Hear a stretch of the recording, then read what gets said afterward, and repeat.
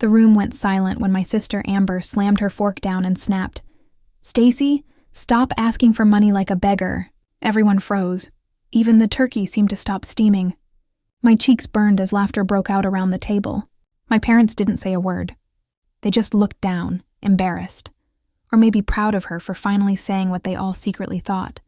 If you've ever been humiliated by family, hit that subscribe, like, and share button, because this story will hit deep. I swallowed hard, pretending her words didn't sting. The smell of roasted turkey and cinnamon pie turned bitter in my mouth. I wasn't even asking for money. I was asking her to return my $200 she borrowed for her emergency. But Amber had a gift, twisting every story until I looked like the problem. She leaned back in her chair, smirking. "You're always struggling, Stacy. Maybe stop chasing your little dreams and get a real job." My hands tightened under the table. If only she knew the truth, that for the past 3 years, I'd been quietly paying off her $52,800 credit card debt, just to protect her from bankruptcy and keep her family from losing their home. I had done it out of love, out of loyalty, but at that moment, watching her mock me in front of everyone, something inside me snapped. I smiled, not because I was okay, but because I suddenly realized how blind they all were. They saw me as the broke sister with no future, but I was holding the receipts that could shatter their entire illusion. Amber raised her glass and said, "To family, especially the ones who still haven't grown up." Everyone laughed again. But I stayed silent, watching her fake confidence crack with every sip.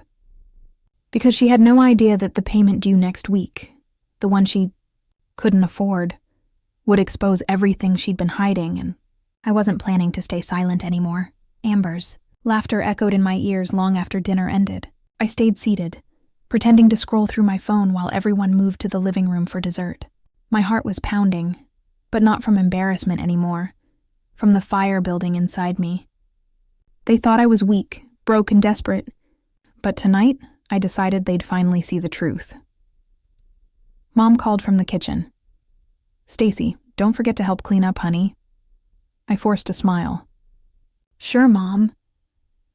My sister's designer heels clicked across the tile as she followed Dad to the couch. I could hear her bragging about her new investment property. Funny thing was, I knew the mortgage was 3 months behind, and the only reason her credit hadn't collapsed was because of my silent payments. As I stacked the plates, Amber's husband, Rick, leaned toward me. "You still working that flower shop job?" He smirked. "Must be hard making ends meet." I wanted to laugh in his face. They had no idea I now owned 3 online stores, and that tiny flower job was how I'd funded my business in the first place.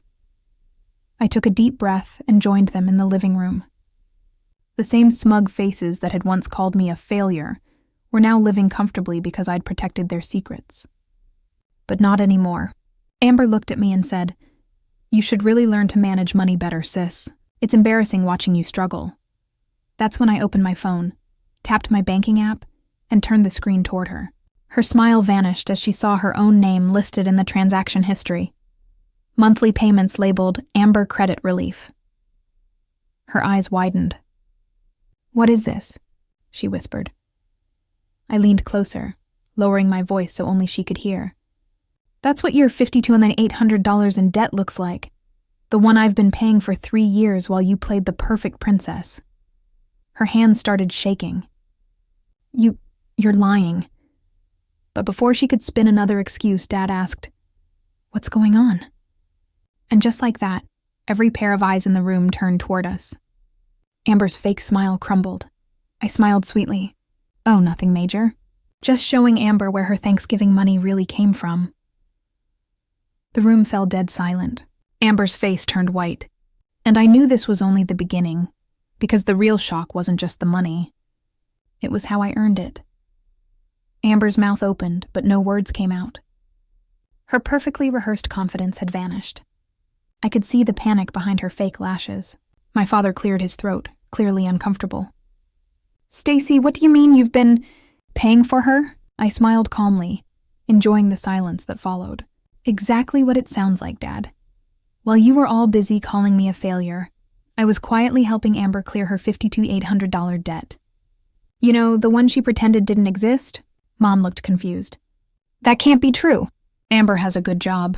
She drives a Tesla, I nodded. Yes, Mom, she does. And she bought that Tesla using a maxed-out credit card she couldn't pay off. She came to me crying 3 years ago, saying she'd lose her house if I didn't help.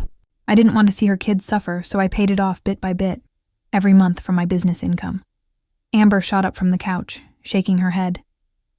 Don't listen to her. She's just jealous because she's broke. She's making this up. But I wasn't done.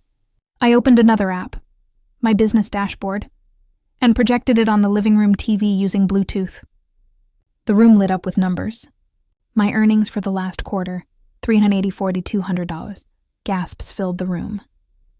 Even Rick's jaw dropped. While you were all laughing at my little flower business, I built 3 online stores. I sell eco-home decor, candles, and floral designs across 42 states. You all thought I was struggling, but I was just investing and paying off Amber's mess. Mom's hand covered her mouth. Dad leaned back, stunned. You made all that by yourself? I nodded slowly. Yes, without anyone's help. And the best part? I didn't do it for revenge. I did it because I thought family had each other's backs. But clearly, I was the only one who believed that. Amber's voice cracked. Why would you even help me if you hated me? I looked straight at her. Because I didn't hate you, Amber. I pitied you. But now I just want the truth out. Everyone sat frozen, except Rick, who was now staring at Amber like he'd just met her for the first time. And that's when the real twist hit. Something none of them saw coming, because the debt wasn't the only secret I'd been covering for Amber. There was one more. The reason her husband might just walk out tonight. Amber's voice trembled. What do you mean, another secret? Her face went pale, her confidence evaporating faster than the wine in her glass. Rick turned toward her, suspicion already in his eyes. Amber, what's she talking about? I leaned back, crossing my arms. Should I tell them, Amber? Or do you want to? She shook her head rapidly. There's nothing to tell. Stacy's just trying to embarrass me. I gave a faint smile. Embarrass you? No. I'm just tired of keeping your lies. I pulled my phone again, swiping to a folder labeled Amber Files. One tap, and a photo flashed on the TV. A luxury vacation in Miami, a hotel bill under Amber's name, and another man's hand holding hers across the table. Rick's face dropped. What the hell is this? Amber jumped up, shouting, It's fake! She's lying. I stood, my tone calm but sharp. No, I'm not. While I was paying off your debt, you were spending money on weekend trips. With your so-called business partner, you maxed your cards again to cover the expenses. The same cards I paid. Off. The room went dead silent except for the ticking clock. My mom gasped softly, tears pooling in her eyes. Dad looked furious but speechless. And Rick, he just stared at Amber like he couldn't recognize her anymore. Amber stepped forward, her voice breaking. You don't understand, Stacy. I was under so much pressure. Rick was never around, and I cut her off coldly. So you cheated, lied, and let me pay for it all? You called me a beggar tonight, Amber, but I was the only one holding your world together. Her hands shook as she whispered, Please don't do this in front of everyone. I tilted my head. You humiliated me in front of everyone. Seems fair to return the favor. Rick stood up suddenly, eyes filled with betrayal. You used her money to cover your affair? All while mocking her? Amber reached for him, but he stepped back. Don't touch me. The entire family sat frozen, no one daring to move or speak.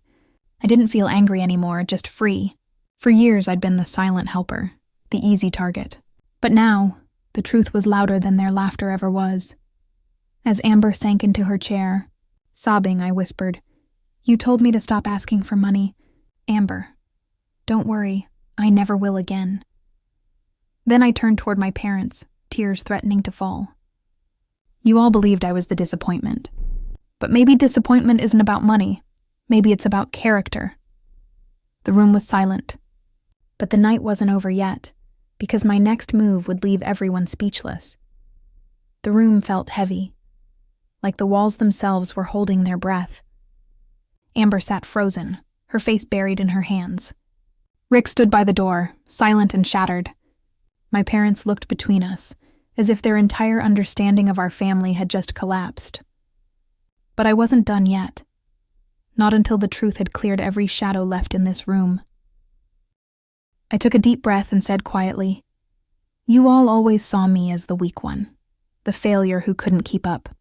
But while you judged, I built something you couldn't even imagine." I pulled out an envelope and slid it across the table. My dad frowned and opened it. Inside were the property deeds for Amber's house. Mom gasped. "Stacy, what is this?" I smiled softly.